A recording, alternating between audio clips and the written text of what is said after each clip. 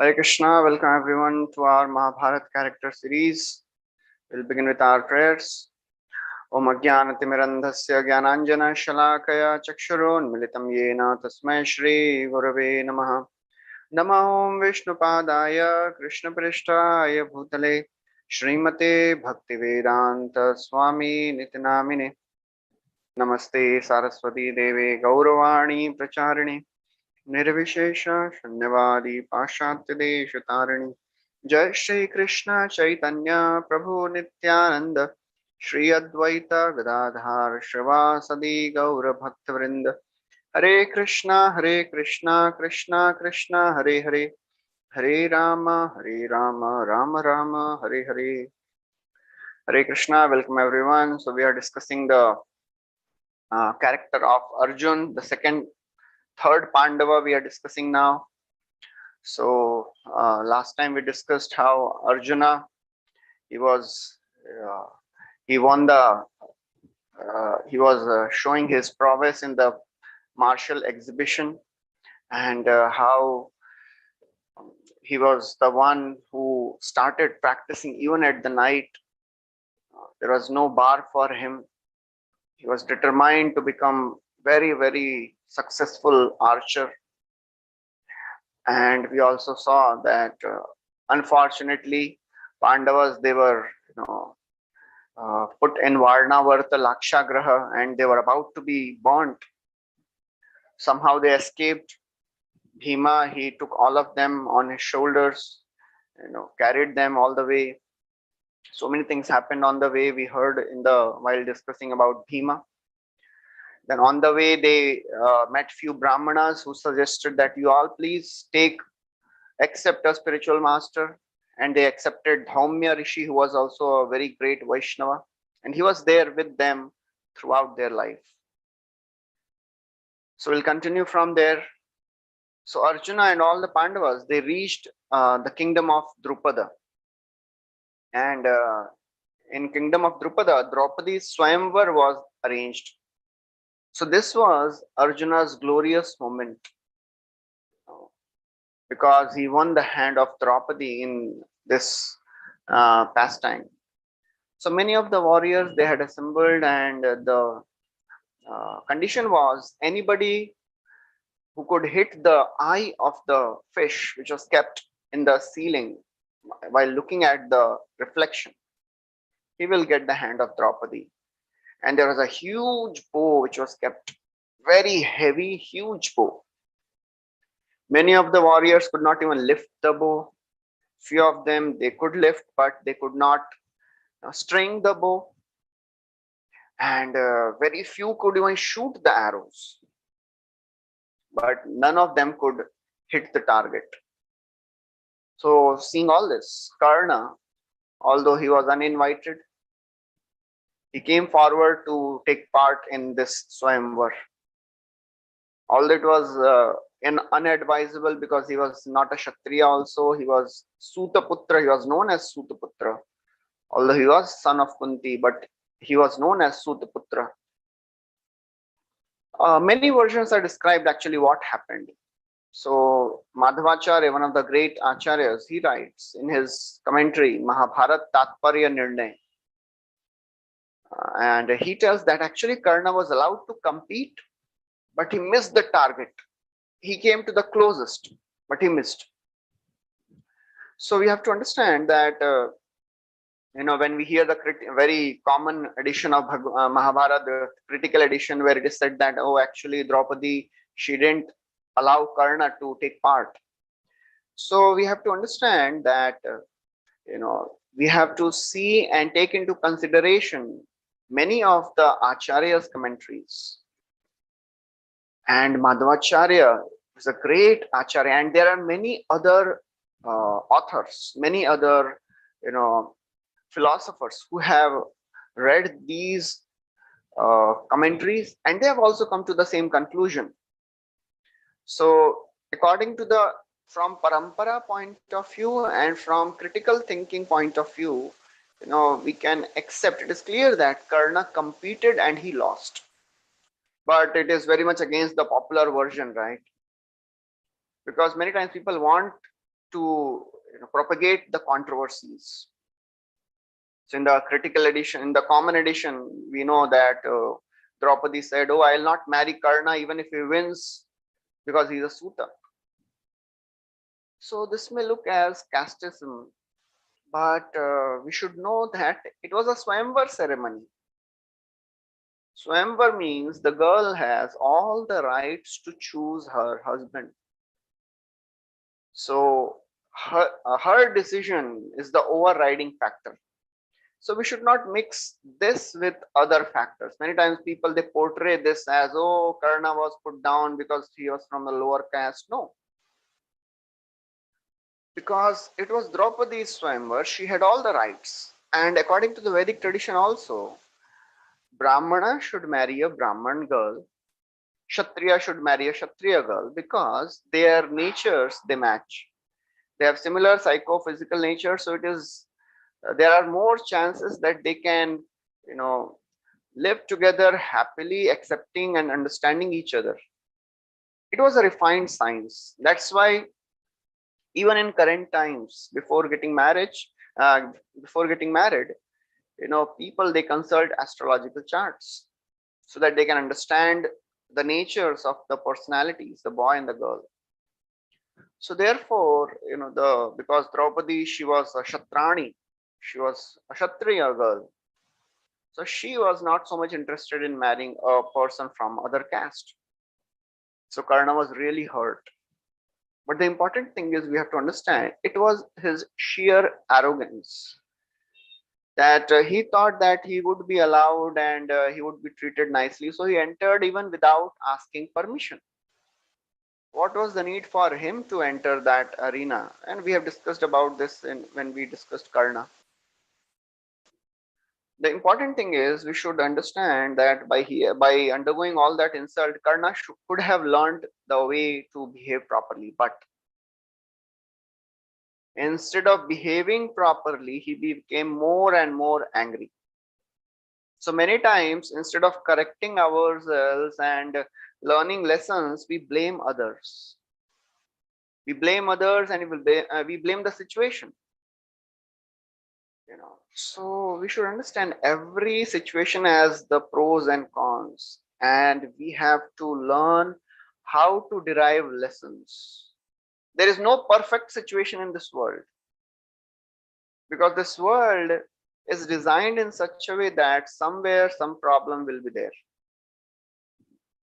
So it is our responsibility to learn favorable lessons, from whichever situation we are put in. So after all the Kshatriyas were defeated, nobody could succeed. So Dhaumya, he told Arjuna to go and take part. Very interesting to note that although Arjuna was competent, he was powerful enough to go on his own and take part and win Draupadi's hand, but he didn't do so. Why? Very important lesson we have to learn from here, that even if we have the capacity to do certain seva, certain service, but we should wait for the instructions and approval and sanction of the authorities. Because with instruction comes empowerment. Very, very important to understand. We see in the case of Parikshit Maharaj also. Throughout the life, he was following the instructions of the sages, following the instructions of superiors. So even at the last stage of his life, when he was cursed to death, he gave up everything, went to the bank of Ganga, and he fasted. He decided to fast till death. All the sages from all over the universe came. And very important, Parikshit Maharaj, he placed his decision in front of all of them to review. Because whatever convictions we have, our convictions should be approved by authorities. So that's what all the great devotees they are showing by their example, especially in the path of spiritual life. we should confirm our convictions, consult the superiors, approach them that this is what I am thinking. Uh, is it right? Please give your suggestions. Please guide me. So when Arjuna was instructed by Dhaumya, he went ahead and now another interesting thing. He didn't go and just barged into the arena and lifted the bow. No. Again, the difference between the Karna's mentality and the Arjuna's mentality comes here. Arrogance demands, humility requests, and takes permission. So Arjuna, he went to Drishtadyumna because he was, conducting the whole affair, brother of Draupadi. So he presented his proposal that now because none of the Kshatriyas are able to do so, so if you say so, we are Brahmanas, I can try. So Drishtadyumna, he went to Drupada and he presented the whole situation. And Drupada, when he saw, he looked curiously at Arjuna because although he was in a Brahmana dress, but he looked like a Kshatriya, very elegant, well-formed body. He had all the manners of Kshatriya. So Drupada, he said, yes, actually Brahmanas are superior to Kshatriyas. And none of the Kshatriyas, they have been successful. So you can please try. So taking permission from all the assembled superiors, Arjuna, he went very effortlessly, lifted the bow and strung the bow, put the arrow and hit the target. In this way, Arjuna won the hand of Draupadi. So by winning the hand of Draupadi, actually Arjuna made a wonderful alliance with the Panchalas because they were also very, very powerful. So when Draupadi was won by Arjuna, all the Kshatriyas, they became very, very angry and they attacked. And especially Kauravas, Duryodhan, Jayadratha, they all had come. And Karna was also there. So people say, oh, Karna was a better warrior than Arjuna. But no, there are many, many occasions where Arjuna defeated Karna. This was one of them. So Arjuna, he fought with all the warriors, including Karna, and defeated them.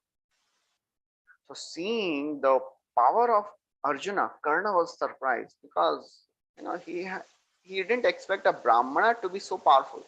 But then ultimately he thought, okay, maybe because Brahmanical power is higher than the Kshatriya power. So he desisted from fighting and he went away. So Krishna was also present in the Swayamvar. Krishna was there watching the whole scene, and because he is the Supreme Lord, he knows everything. Krishna had come with Balram, so he told while Arjuna was coming to pick up the bow, Krishna told Balram, oh brother, can you see that person? He's Arjuna. Oh, Balramji was really surprised. And then Krishna pointed, and all these, they are Pandavas.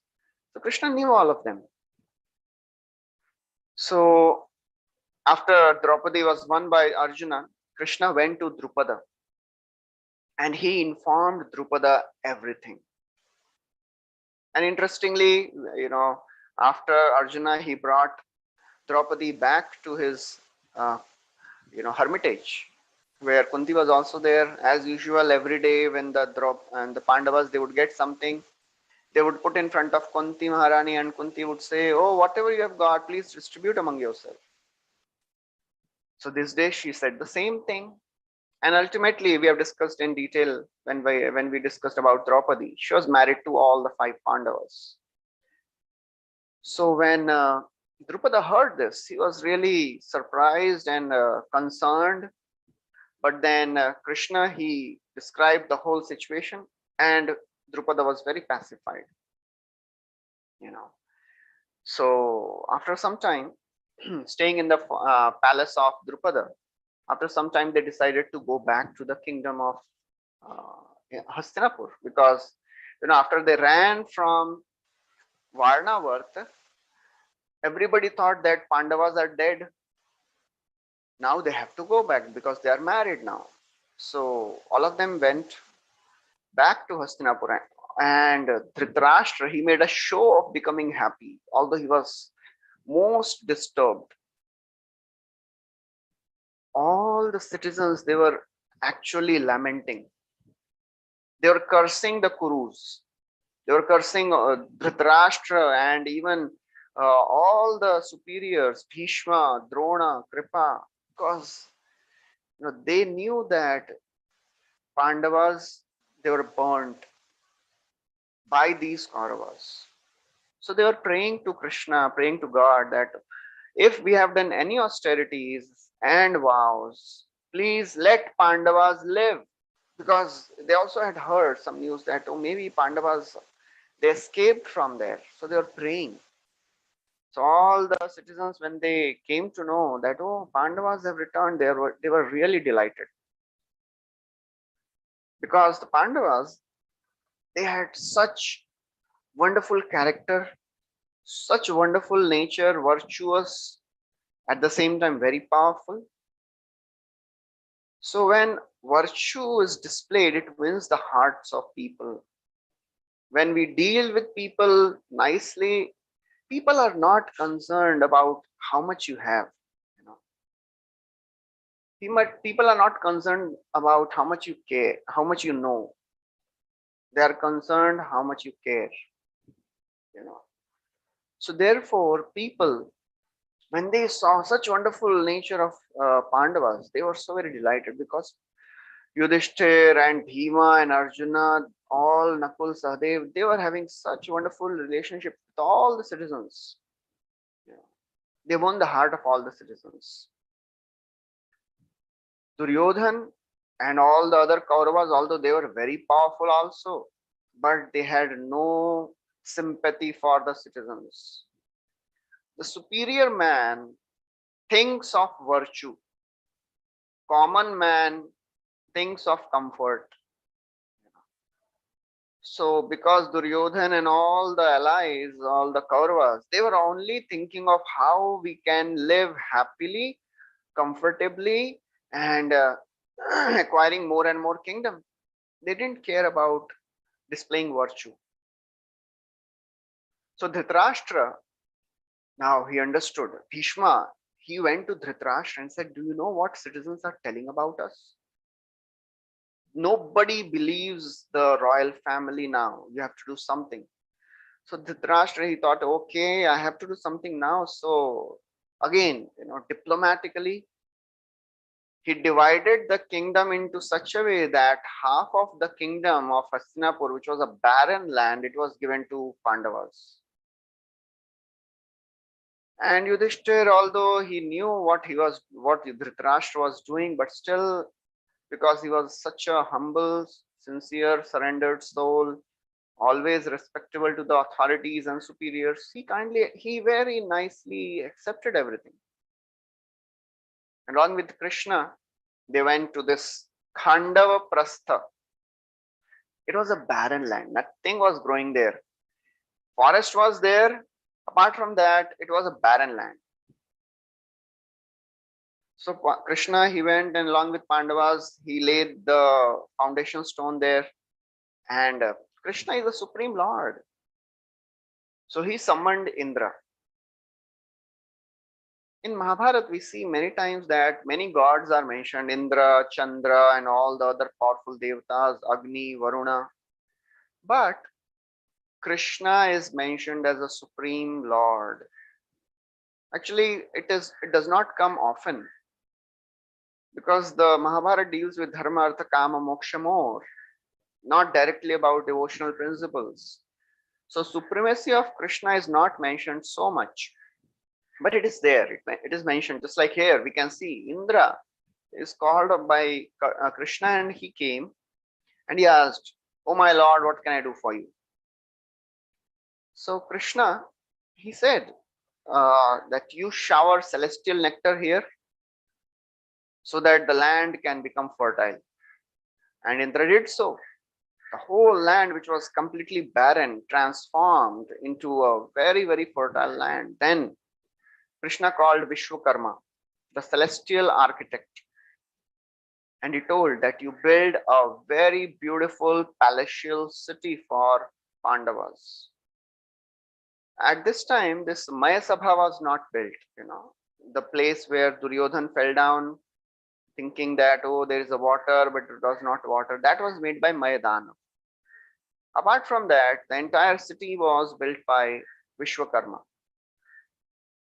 And then the Pandavas came, and then naturally, if Pandavas are ruling a place, why somebody will come and stay in the country and the subordination of Duryodhan? So slowly people started moving from Hastinapur to now Indraprastha. So Khandavaprastha became Indraprastha. It was a beautiful palatial city. It was just like the city of gods, Amaravati. It was full of prosperity. Many times people feel that, oh, taking to spirituality means we have to be satisfied with meager resources. Oh, we have to be we have to live in a humble situation. But actually, here we can see that Krishna is arranging everything, all the opulent resources for Pandavas. Personally, he is doing it. So, problem is not in living an opulent life, but getting obsessed with it is a problem.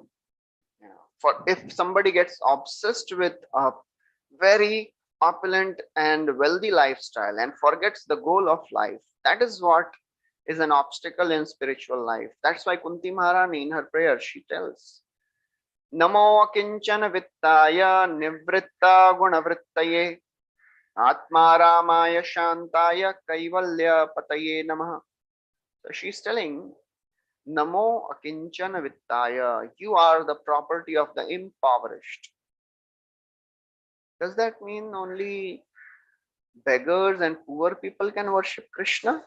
No, here we can see Pandavas, the most powerful kings of the world, they are worshipping Krishna.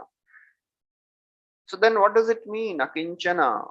Akinchan means one should not have possessive mentality. This belongs to me. Yudhishthir and all the Pandavas, they knew everything belongs to Krishna. Ime janpada svriddha supakvaushadi virudha vanadrinadyu danvanto hyedante tava vikshitaihi.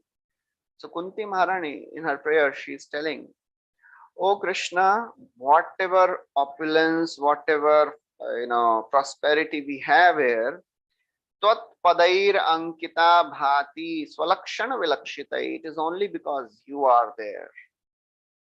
Otherwise, we have nothing. So therefore, coming to spirituality, coming to Krishna consciousness means to change our consciousness. Nothing else. You have to change our consciousness from I consciousness to Krishna consciousness. You have to be conscious that I am doing it for Krishna. I am doing it to serve God and serve the devotees of God. So after establishing the city of Amaravati, Indraprastha, Krishna spent some time there. And actually Krishna kept coming again and again because he loved Pandavas so much. Then after he left, Vyasdev came. And Vasudeva also comes regularly to meet Pandavas and give them good guidance to, tell what to do, what not to do. Actually, because he was intimately related with Pandavas because they were his grandsons. So Vyasdev came and he told them that, okay, now you 5 Pandavas have married one woman. You have to be really careful. You have to make a plan to stay with Draupadi in a proper way. He tells a story of 2 demons, Sunda and Upasunda. So as usual, they did tapasya and pleased Brahmaji, and they asked a benediction that nobody should be able to kill us except, one another. Sunda said, I could be killed only by Upasunda and the other way. Because they thought, oh, we are so very loving and we have such wonderful relationship. How can we even think of speaking wrong? Forget about killing each other. So Brahmaji said, okay, tathastu. And as usual, after getting powers, they started creating havoc in the universe. All the devatas, they went to Brahmaji. So Brahmaji, he told a plan. They sent a beautiful apsara called Tilottama. And when she came, both of them, they were delighted. Their eyes, completely lit up. Upasunda said, oh, she is your daughter-in-law, she's your sister-in-law, and she is my wife. And Upasunda said, no, she is your sister-in-law and my wife. And both of them, they became so very obsessed that they started fighting with each other, and ultimately they killed each other. So this is a story which Vyasadeva told. So very important lessons, in this story. One should never trust our senses. As Bhagavad Gita, Krishna says, Yatato hi api kaunteya purushasya vipaschitah indriyani pramathini haranti prasabham manah. Indriya, the senses, they are pramathini, very, very obstinate, very strong, very obstinate. Haranti prasabham mana, it can sway away the intelligence of even a person of discrimination. Not a foolish person, an intelligent person, a person of discrimination can also get swayed away. So when we expose ourselves to the sense objects, then the senses drag away the mind by the desire. So therefore, we have to be really careful. Generally in our conditioned stage, when we get some bad thoughts, we become disturbed, we try to come out of those bad thoughts, nothing doing. And that actually Yamunacharya says, a great saint, he says, whenever the thought of association with opposite gender comes, I spit at that thought. So in our conditioned state, thoughts will come, but we have to say no to those thoughts, no to the temptations of the mind. Ordinary persons, materialistic persons, when such thoughts came, they welcome the thoughts. But a spiritualist, any thought which takes him or her away from spiritual life should be discarded.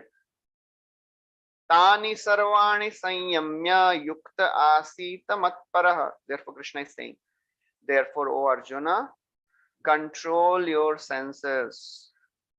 Tani sarvani sanyamya. Control your senses, all the senses, sarvani. Because if you allow even one of the senses, indriyanam hi charatam yanmano vidhiyate tadasya harati pragyam vayur navam ivambhasi. Just like if there is a ship in the ocean, a strong wind can sway the ship from its proper course.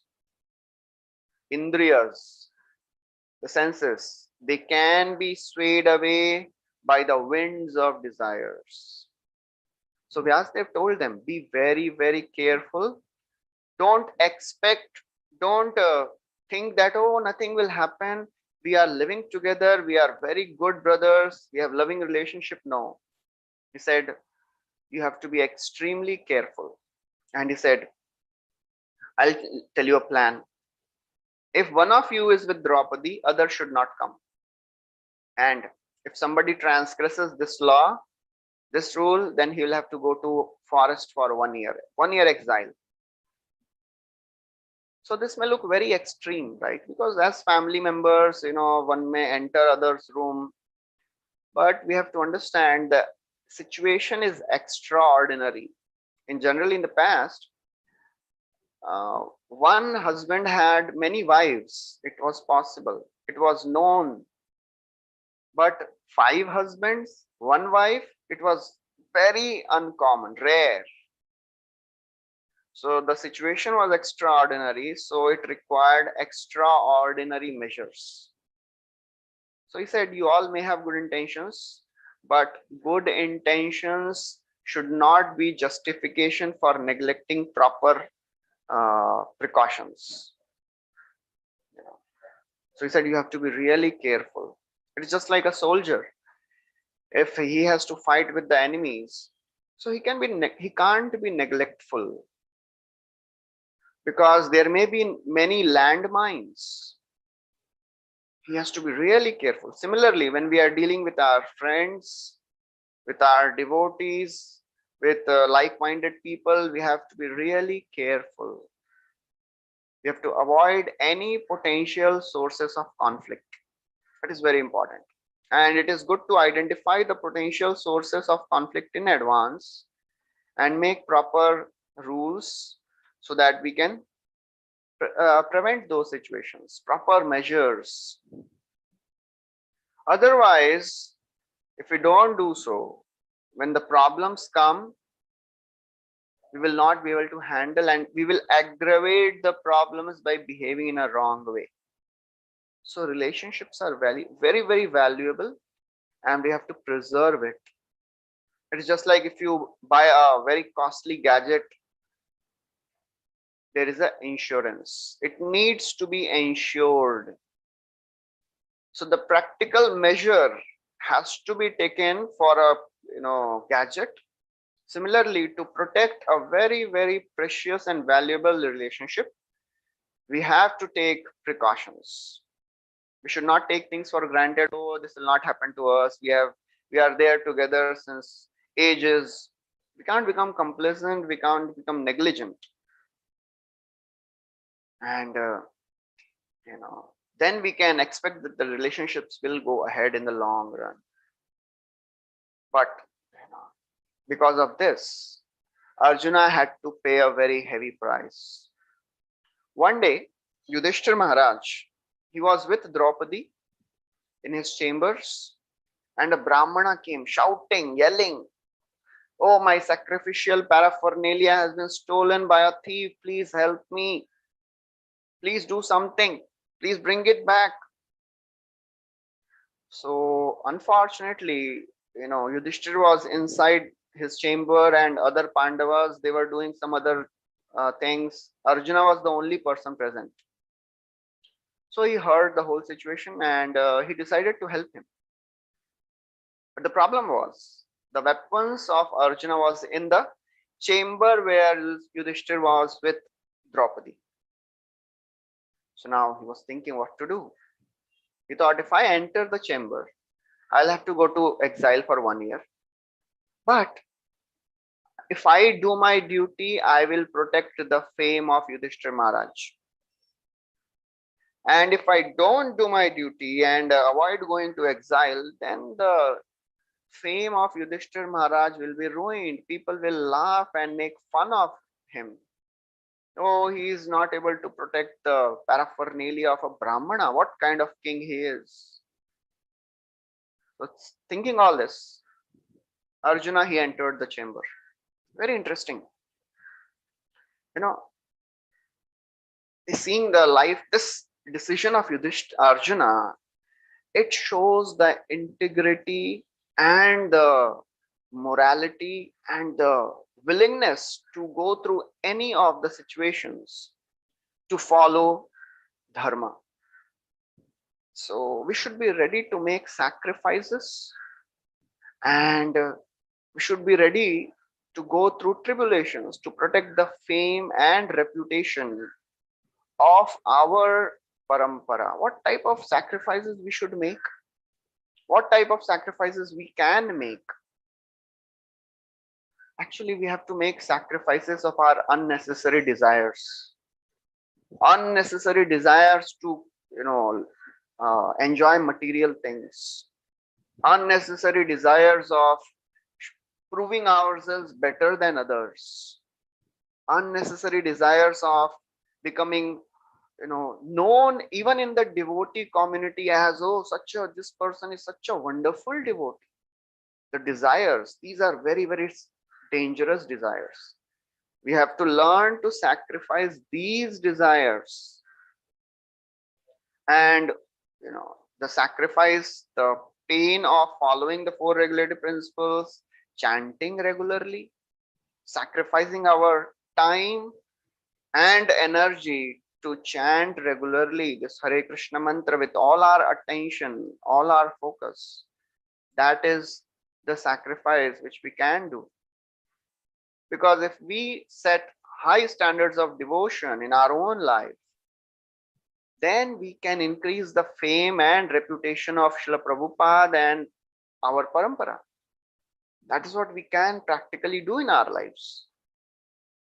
Just like Arjuna was thinking to increase the fame of Yudhishthira Maharaj, we can think of increasing the fame of Srila Prabhupada and our parampara and such wonderful knowledge which he has given us.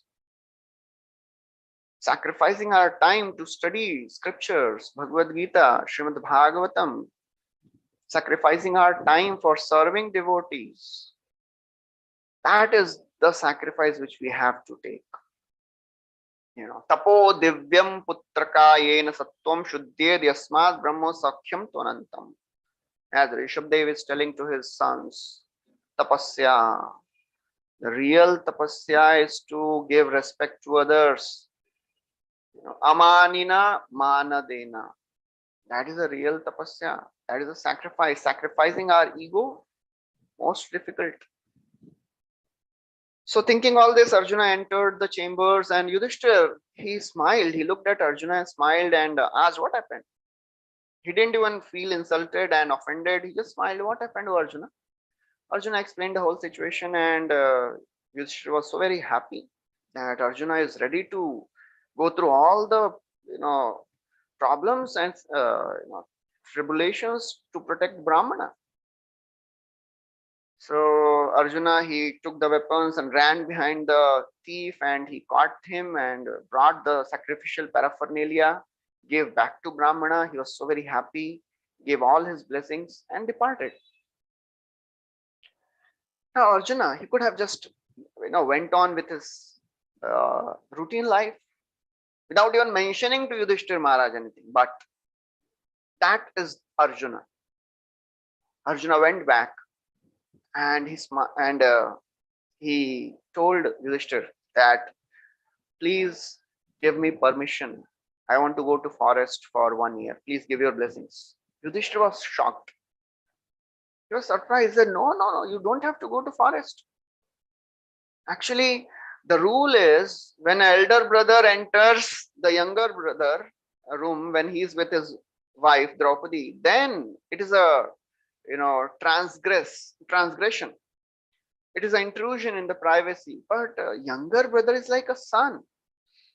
And father and mother, they don't feel bad if son enters their room. So you don't have to go. He was trying to convince him, but Arjuna was not getting convinced. Yudhishthira said, if you consider me any authority, then please do not go. And on a former ground, he said, actually, I know that you meant no offense and I didn't take any offense. So we can just waive off this condition, waive off this rule which we have made for this situation, for this time. Arjuna was firm. He said, O king, according to the scriptures, I've heard that truth should be followed at all the times. Just for our convenience, we should not sway away the truth. We should not avoid the truth just for our personal considerations. No, I cannot do this. Please allow me to leave. So Draupadi was in tears because she loved Arjuna very much. And all the other brothers, they also arrived that place by that time and they were also really surprised and shocked hearing the whole thing. But seeing the determination of Arjuna, nobody could do anything. So therefore, in this way, Arjuna, he accepted the exile to honor the virtue, honor the condition, honor the vow. So when we are determined to honor our virtue, our vows, in midst of all the temptations, then we become strong and then we are blessed. Because when Arjuna, he showed such determination, such firm behavior, all the sages and superiors, they actually appreciated and blessed Arjuna for his determination. So when we follow dharma, when we protect dharma, dharma protects us. Dharmo rakshati dharmaha. So when we follow virtuous principles in our life, those virtues, they make us strong. Those virtues, they protect us in midst of temptations. That is very, very important to understand. Many times in midst of the temptations, it is so very easy to give up virtue. And in today's circumstances, nobody will even tell that, oh, you should follow the virtue. People will tell, oh, better give up this virtue. So many problems are coming because of this. Just speak one lie. Just do a little bit of corruption. You don't have to, tell anybody. Everything will be all right. Just, forget all these principles. But if we continue to follow the virtuous principles, if we continue to follow the principles of dharma, then we become more and more strong. Then we can, will not be tempted in midst of all the circumstances. And especially in the spiritual life, as we are practicing our spiritual principles, following the regulative principles, chanting, mind will give so many temptations. Mind will cheat us in a royal way. Just like, most of us, we are chanting 16 rounds. Mind cheats us sometimes with, time. Oh, if you spend little more time in chanting your rounds, then so much time will be wasted. Some people, they chant very fast, some people, they chant slow, thinking that, okay, if I'll chant faster, I'll complete in shorter time. But we should be focused on the quality. The quality of chanting is more important. That's how mind tempts us. Years pass by before realizing, okay, I have not focused on quality of chanting. So therefore, we have to be really careful.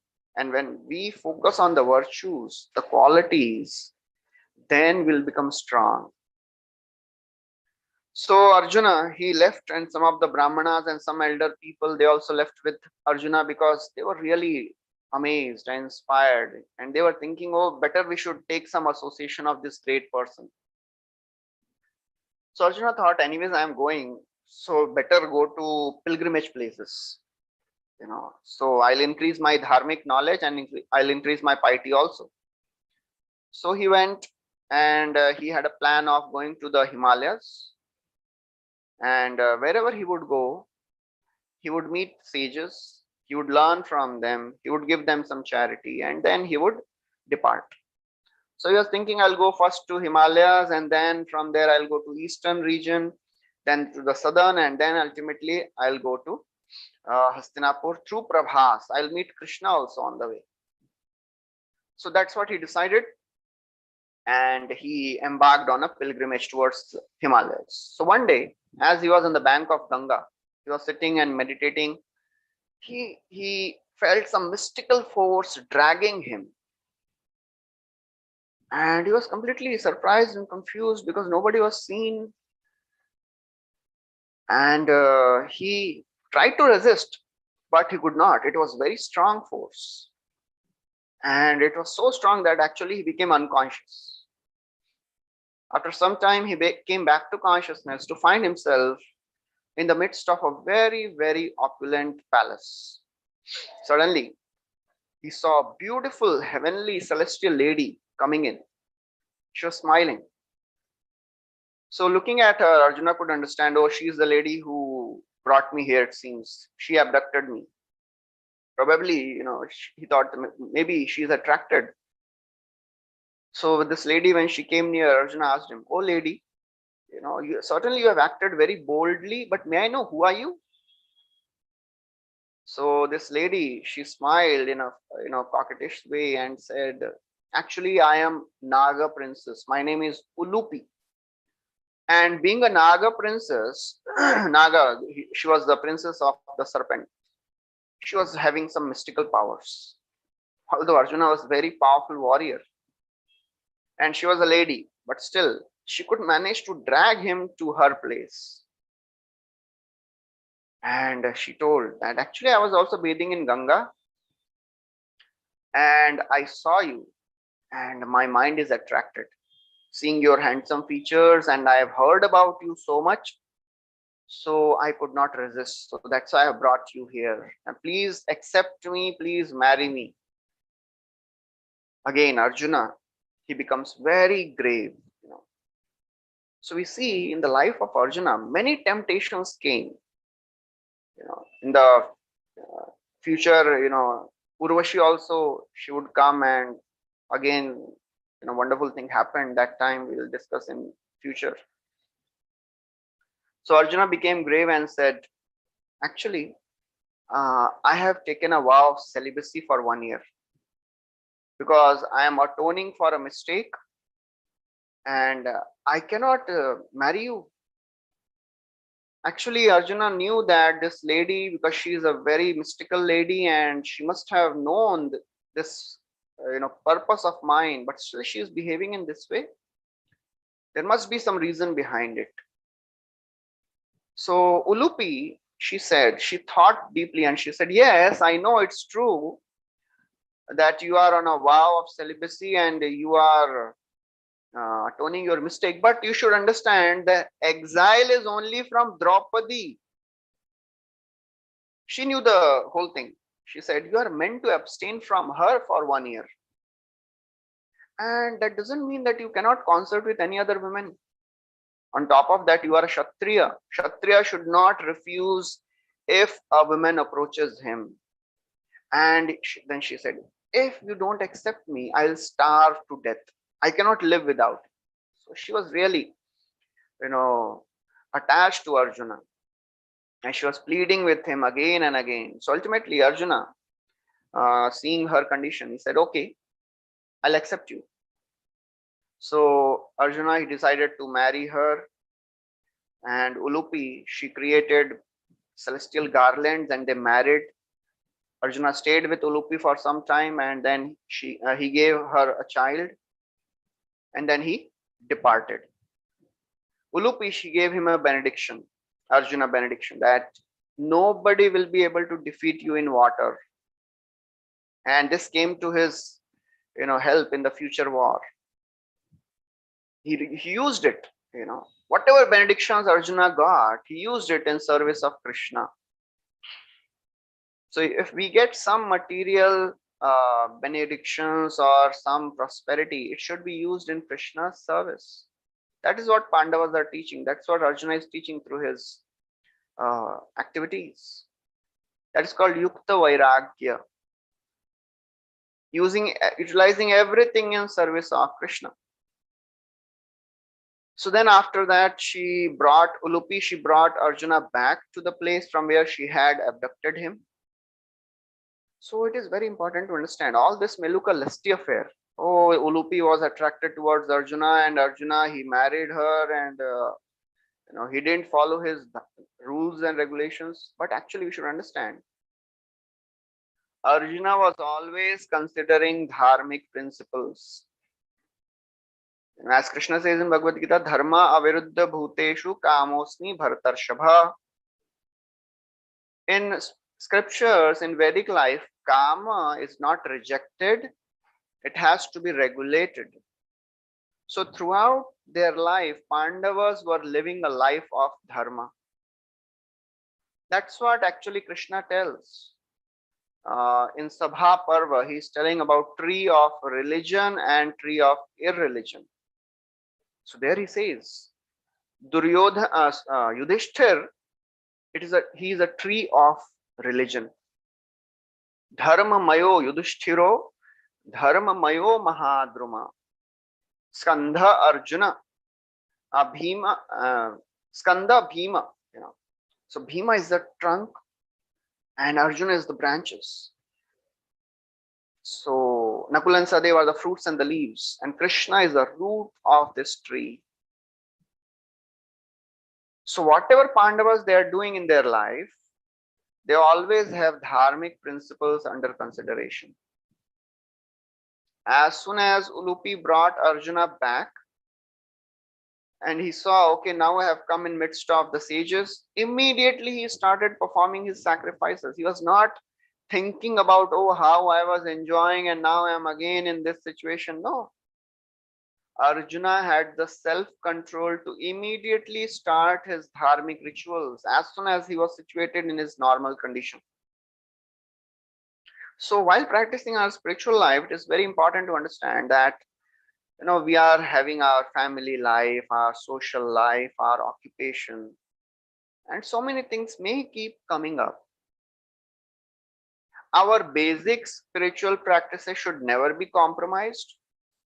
Sometimes we have to give priority to family, to health, to social life, to job.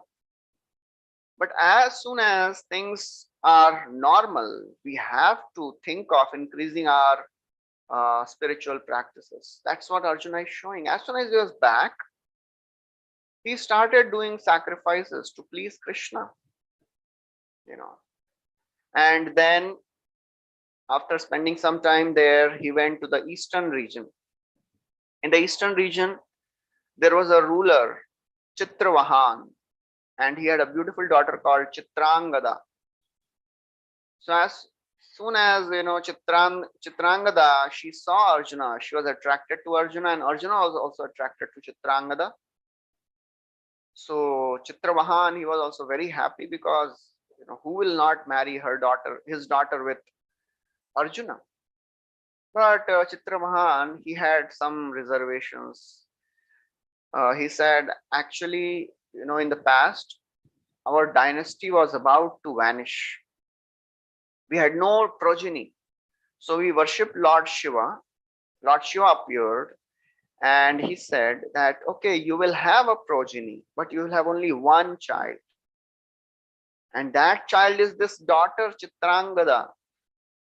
So I am ready to give my daughter to you, but after you give her a child, that child should stay here and rule here. And this child was, so Arjuna agreed. They were married. Arjuna gave her a child, and that child was Babruvahan, another very, very famous personality. We'll discuss about Babruvahan in future. So again, here also, Arjuna considered dharmic principles. So throughout their life, Arjuna, he was taking care of all the dharmic principles, because that's what they were living for. Because they knew that if we follow the principles of dharma, Krishna will be pleased. Their life was only for pleasing Krishna. That's what is described about Yudhishthira Maharaj also. Krishna padanu sevaya. He was always focused on serving Krishna.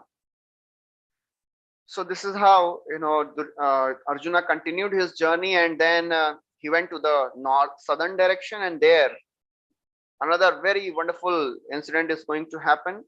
That we'll be discussing in the next class. So we'll stop here. Thank you very much. Hare Krishna. Hare Krishna, Prabhuji. Thank you very much. As usual, a wonderful session. And especially, of course, many times one realizes, but especially in this session, I realized that dharma is very, very, very dynamic and cannot be understood very clearly, like like when you were explaining Arjun's this whole journey also. So sometimes it's very difficult to understand what is exactly dharma. So could you elaborate on how do we understand our dharma? And Yes. Yeah, dharma, to understand the intricacies of dharma is not so easy.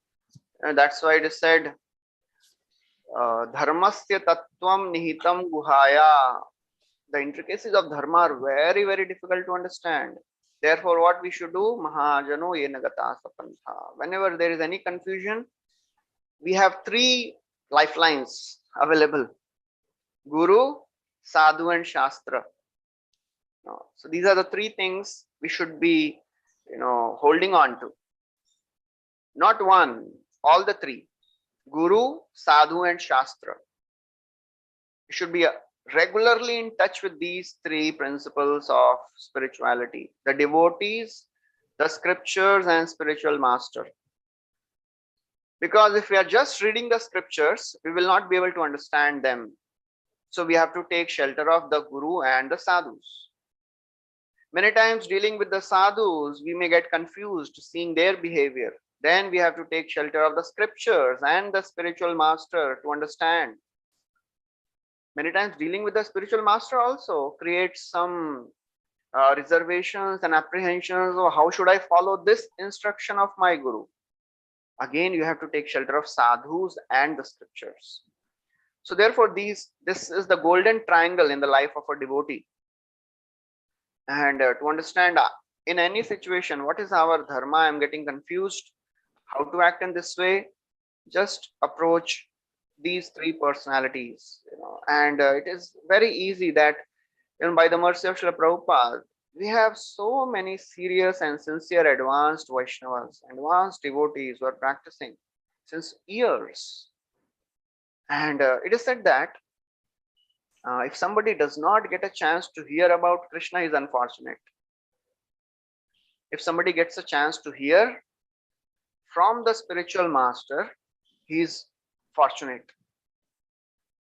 If somebody gets a chance to hear repeatedly from the spiritual master, he is most fortunate. So by coming in touch with Krishna consciousness, we have come in touch with such wonderful pure Vaishnavas that we are getting repeated chances of hearing from them. So many instructions. So it is our fortune. And when problem comes, when confusions come, we should immediately clarify them, because Krishna says in Bhagavad Gita, if the confusions and the doubts are not clarified, they destroy a person. Agyascha ashraddadhanascha samshayatma vinashyati. Agya, ignorant; ashraddadana, faithless; and doubtful, doubting soul, they get destroyed. Nayam lokosti naparo nasukham samshayatmana. They have no destination either in this life nor in the next life. They don't get happiness. They don't get anything worthwhile. So our dharma as a spiritual practitioner is following the basic principles, chanting our rounds at the same time, because we are living in a society, we are living, maintaining a family. To take care of the family is also a very important dharma. We cannot neglect that, But again, the same principle is we should not get attached so much that Krishna consciousness, goes into, a corner. Krishna should be in center.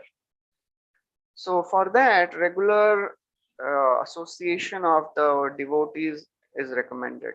That's the only simple way to remain free of the confusions. Yeah, that's what I can say.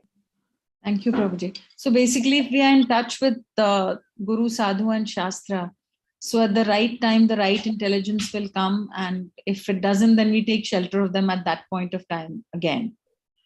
Yeah, actually, actually, when we are praying to Guru, Sadhu, and Shastra, when we are in a prayerful mood, then Krishna shows mercy through these three things. Because Krishna is there in the heart of everyone, and he tells in Bhagavad Gita, Tesham satata yuktanam bhajatam priti purvakam dadami buddhi yogam.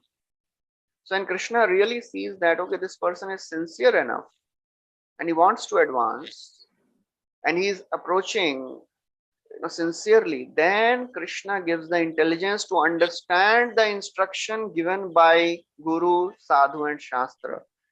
Otherwise, even if we get instructions, if we are not humble enough, It will not stay. It is like a pot with many holes. The instruction will not stay. Just like, when Akrura, he goes to Dhritarashtra and tells that, oh, you should be equal to your sons and nephews. Dhritarashtra tells Akrura that actually whatever instructions you are giving, they are amazing, but they don't stay in my mind. Just like a thunder, just like lightning doesn't stay in the cloud. Tadit saudamini yatha. So all these wonderful instructions, they are not staying in my mind. So if we are not humble enough, then the instructions will not sink in our heart. It will just stay in the head for some time and then evaporate from there only. So yeah, we have to be in a prayerful mood and humble in our attitude. So based on that, seeing this, Krishna responds and gives mercy.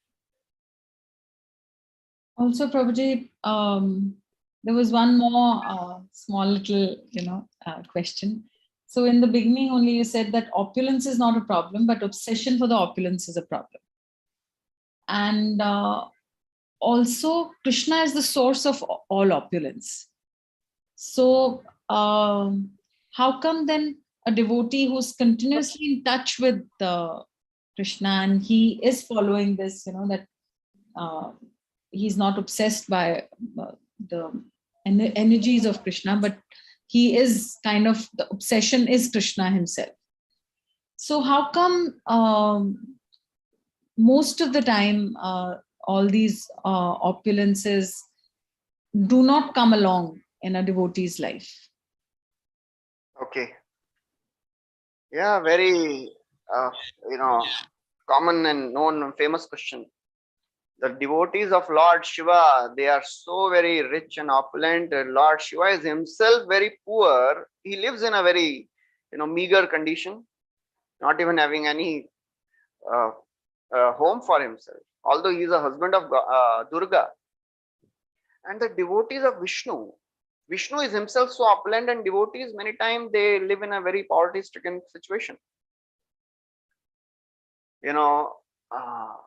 Sudama Lila in the 10th canto, it comes. Sudama, he went to ask something, although he had no desire, but he went because he was told by his wife, please go and ask something, we are really starving. So although he had no material desires, Sudama goes, and Krishna, he understands the desires of Sudama, but he doesn't give anything because he didn't ask. So Sudama was just happy and satisfied, having such loving reciprocation with Krishna. Kuchailam malinam shyamam dhujam damani santatam devi parayacharam sakshat chamara vyajane navai. Lakshmi Devi was fanning, Krishna personally washed the feet, and he was so very happy, and he went back. So why I'm telling you, because while Krishna is returning, Sudama is returning back, he speaks a wonderful verse, which is the answer to the question. He says, Adhanoyam dhanam prapya madyan ucchairna mam smaret iti karuniko nunam dhanam me bhurina dadat. Why Krishna didn't give me opulences? Because Krishna thought that if this poor wretch suddenly becomes rich, adhanoyam dhanam prapya, he will become proud. Madhyan ucchairnamam smaret, he will not worship me, he will not remember me. Although Sudama was not like that, but still he was thinking like that. Iti karuniko nunam, therefore Krishna didn't give me opulences. So the principle is, if somebody approaches Krishna, Krishna is like a loving father, and he makes sure that this person comes back to me. Whatever is needed for a devotee to go to the spiritual world, Krishna does that. If Krishna thinks that, okay, if I'll give him opulences, he will not become proud, he will not forget me, he will give all the opulences, just like Pandavas. Krishna personally arranged palaces and everything. Even he married Arjuna with Subhadra, we'll discuss in the next class. So Krishna, he's like a real well-wisher, Suridam Sarvabhutanam, and he knows that, okay, if I'll give him wealth, he will not become proud, I'll give him all the wealth. But if some Krishna thinks that, okay, if I'll give this person wealth and opulence, he will forget me. For temporary benefits, he will lose the eternal spiritual world. Why should I give him all these wealth? He is fool, I am not fool, I am intelligent. I will not give him wealth. Or Krishna gives wealth in such a way that a devotee will think, "Arey, kya mang liya?" I should not have asked for this. There is a very famous, very wonderful verse in Srimad Bhagavatam. Satyam dishatyarthitam arthito nirnam naivartado yat punararthitam yatah swayam vidhatte bhajatam anichchatam ichchapidhanam nijapad pallavam. So very important verse. Krishna is himself telling. Satyam dishati. Sorry, not Krishna. Sukadeva Swami is telling. It is true. Arthitam arthito nirnam. If somebody goes to Krishna and asks for material benedictions, Krishna gives that. If it is not against the principles of devotion, if it is not taking one, towards irreligion, Krishna will give. Even if we want some material happiness, Krishna will give. If it is not sinful, if it is sinful, Krishna will not give. If it is not sinful, if we want material wealth, happiness, pleasures of this world, and if we go to Krishna, Krishna will give for sure. Satyam dishati, it is true. But naivarthadoyat punararthitam yataha, Krishna will give in such a way that a devotee will not ask for that material benediction again. How does he do that? Swayam vidhatte bhajatam anichchatam. Krishna gives him a taste for devotional service. He gives himself to the devotee because Krishna's lotus feet can fulfill all the desires. Whatever material desires a person can have, they become insignificant in front of Krishna. Ichha pidhanam nijapada pallavam. That's how Krishna very expertly acts. You may tell, oh, cunningly he is acting. But that's how Krishna tricks everyone. One time Srila Prabhupada, he asked all the disciples, am I simple or crooked? So who will say, Prabhupada, you are crooked? So devotees, they said, Prabhupada, you are simple. Prabhupada said, no, I am crooked. I came here and I tricked all of you to come to Krishna. So that's how yena kena prakarena Krishna wants us to come back, because he knows that, oh, this person is suffering here. He will give, just like it gave to Dhruva. It is a misconception that people, if they go to Lord Krishna, he will not give. No, Krishna gives. But along with that, Krishna purifies our desires also. Then we realize, oh, this is what I asked. Oh, it was like a broken pieces of glass, and what I have got is diamond. That's what Dhruva is telling. So it should be very clear that even if we worship Krishna, Krishna will do the needful. If he thinks that, okay, this person needs to be given bitter Karela juice, he will do that. Just like father, if the father thinks, oh, child is suffering, he needs some bitter juice for his treatment, he will give that. But if the child is in happy condition, healthy condition, father will give mango juice also. So that's how Krishna is like a father who takes care of a devotee's health, spiritual health, and whatever is needed, he does that. So there is no confusion in that. Okay.